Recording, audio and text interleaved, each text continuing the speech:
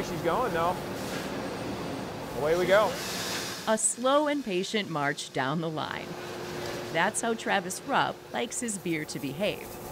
Thanks, man. Yeah, it turned out nice. Yeah. I'll be drinking quite a bit of this. Travis brews at Avery and Boulder, and these soldiers are his latest creation. So this is the George Washington Porter. Before you say, not another Colorado craft beer story, You can drink it. You can drink this. Cheers, buddy. Travis's mere presence promises to make this a bit more educational. Many of you had really phenomenal questions regarding the scholarship and some of the research. When Travis sets down the beer, You pull back all of the eruption layer. he's a lecturer in classics, art history, and anthropology at CU Boulder. I did not expect to be both an academic and a brewer, that's for sure. A dual career track he started 7 years ago. But I couldn't make a living just off of what I was teaching at that time, and so I bounced around doing some odd jobs. The bartending job at Avery But yeah, that's an excellent question. helped support his teaching habit. If I'm teaching almost 400 undergrads and they know that I'm also a brewer, it almost makes me approachable. The fact that he has like an outside job makes him seem more human, I guess. They don't just do this, like they're people outside of it. He realized he had a dual passion and chased it. I know it. Eventually, Avery caught their historian bartender and gave him a new gig.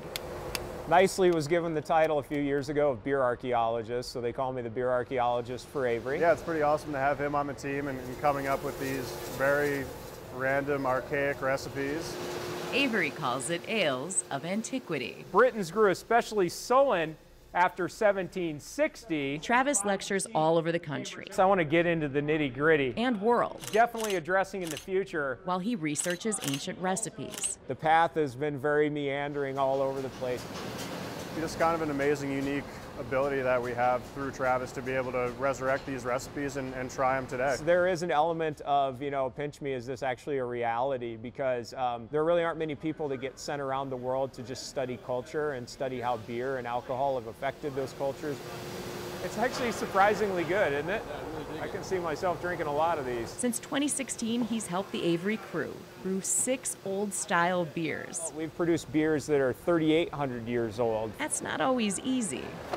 The track record is not 100% on these beers. We basically broke the brew house a few times. Modern brew equipment is not built to process things like lots and lots of corn. The grain that we were using was too sticky. Long story short, it basically turned into polenta. Basically like cement. They were chiseling it out of the pipes for a good 6 to 8 hours. Why we study Pompeii so heavily in our field. Back when he was their age, Travis didn't have the best taste. My first beer, I think it was like Natty Ice or something like that. It all started with some Natty Ice way back in the day. It was disgusting. That's ancient history now.